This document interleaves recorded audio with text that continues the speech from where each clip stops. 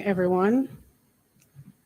We are not recovering well in Eastern Hanover. As it relates to the roofs program, I believe a more comprehensive assessment must be done for it to make sense. A number of persons would have left their communities to find shelter after the hurricane. So I am appealing to the minister to extend that period and continue to do some assessment. There is a lack of communication and dissemination of information when it comes on to the general public. And I can cite instances. Miss Angela from Claremont in Sandy Bay Division went down to Lucy to the launch of the roofs program. She posed on stage with a $500,000 check. You can find her picture on the Prime Minister's page. Miss Angela's home fell to the ground. Her shop fell to the ground as well. But let's focus on her home. Miss Angela received $200,000. Miss Angela went to the office in Lucy, the S office in Lucy. She was not helped. There must be a better way. There has to be a way to assist persons. If an error is made, there must be a way for it to be corrected. It can't be, we can't help you, nothing can be done, go to your member of parliament's office. Another situation with regards to the roofs program, a lady from Chester Castle, she lost her cell phone.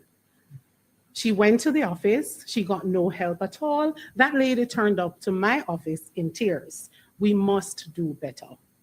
As it relates to the schools in Eastern Hanover, all 3 high schools have been damaged. No work has started as yet. At Noculva Technical, we have students from grade 9 to 11 attending for 5 days, grade 7 to 9. They're alternating 2 days, 2 and 3 days weekly. Mount Ward School does not exist anymore. School is being kept in a church hall. Hopewell High, no repair has been done. Merlin Otti, no repair has been done. I am appealing to the Minister of Education to come on the ground in Eastern Hanover and do it with urgency. We need your attention in Eastern Hanover. With regards to the shelters, we still have 19 persons in shelters in Eastern Hanover, but we are deeply concerned as the hurricane season is around the corner and over 90% of our shelters are still damaged. Road rehabilitation is not happening. We had deplorable road conditions in Eastern Hanover before the hurricane.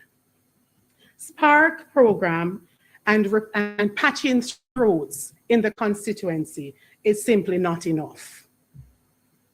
Again, our roads were very bad before the hurricane. Places like Milestone, Jericho to Cascade, Maryland, Cash Hill, Ramble, Flint River, through Cold Spring to Woodsville. These are areas that need urgent attention. It is not fit for daily commute.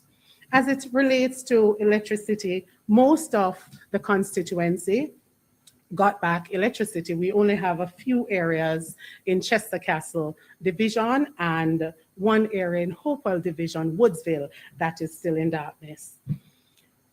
We have noticed a trend in Eastern Hanover, and I must highlight this. We are on the ground. We know the areas where most of the citizens would have voted for Jamaica Labour Party. We know the areas as well where they would have voted for the People's National Party. In areas like Bessie Baker and Axandas, Pumpkin Bottom, those are strong JLP areas. Beneficiaries have received their monies. I am asking you, Minister, what about the other areas? What about the people in the other areas and the other PDs? Regardless of who they voted for, they are still 18. When Hurricane Melissa came, it did not knock on doors inquiring about political affiliations. It didn't. Before it disseminated, families were displaced. We have persons who still have tarps on their houses. I am asking you to pay attention, Mr. Prime Minister, to all of the people of Jamaica. I am the Member of Parliament for Eastern Hanover. I am not the Member of Parliament for the citizens in Eastern Hanover that voted for the People's National Party.